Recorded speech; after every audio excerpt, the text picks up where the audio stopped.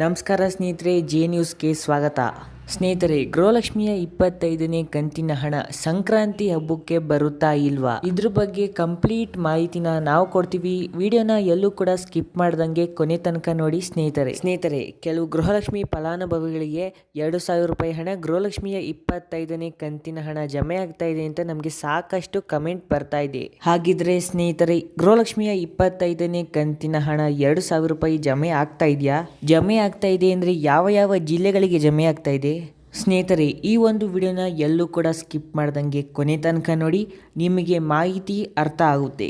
ನೋಡಿ ಸ್ನೇಹಿತರೆ, ಸಚಿವೆಯಾದ ಲಕ್ಷ್ಮಿ ಹೆಬ್ಬಾಳ್ಕರ್ ಮೇಡಮ್ ಅವರು ಮತ್ತೆ ಮಾಧ್ಯಮಗಳ ಮುಂದೆ ಬಂದು ಮಾತನಾಡಿದ್ದಾರೆ.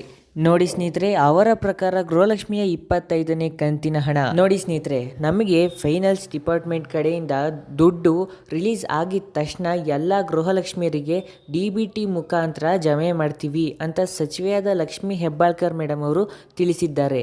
ಹಾಗೂ ಒಬ್ರು ಮೀಡಿಯಾದವರು ಪ್ರಶ್ನೆ ಕೇಳಿದಾಗ ಹಣ ಬಿಡುಗಡೆ ಆಗಿಲ್ಲ ಅಂದ್ರೆ ನೀವು ಮನವಿ ಮಾಡಬೇಕಾಗುತ್ತಲ್ವಾ ಅಂತ ಒಬ್ರು ಮೀಡಿಯಾದವರು ಕೇಳ್ತಾರೆ ಸ್ನೇಹಿತರೆ.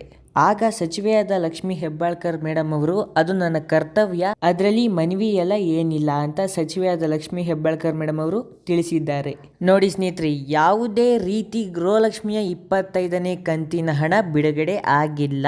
ಕೆಲವು ಚಾನೆಲ್ಗಳು ತೋರಿಸ್ತಾ ಇರ್ತಾರೆ, ಅದು ಯಾವುದೇ ರೀತಿ ನಿಜವಲ್ಲ ಸ್ನೇಹಿತರೆ. ಮತ್ತಷ್ಟು ಮಾಹಿತಿಗಾಗಿ ಹಾಗೂ ನಿಜವಾದ ಮಾಹಿತಿಗಾಗಿ ಜೆ ನ್ಯೂಸ್ನ ಸಬ್ಸ್ಕ್ರೈಬ್ ಮಾಡಿ ಸ್ನೇಹಿತರೆ.